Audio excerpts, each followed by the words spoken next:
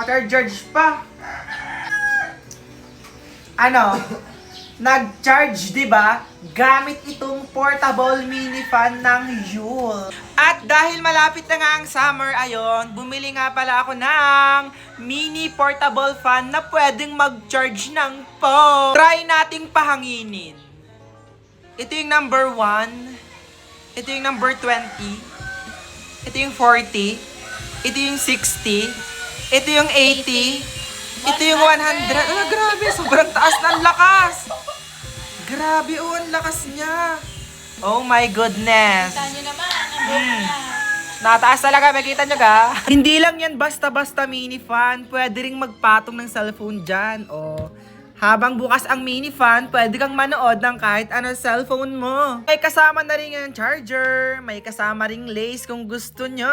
O, diba? 3-in-1 na siya. May mini fan ka na. May stand ka pa. At pwede pang mag-charge. Perfect ito ngayong summer. At pwedeng dalhin kapag nag-hiking ka or nasa ibang lugar ka. Kaya ano pang inaantay nyo?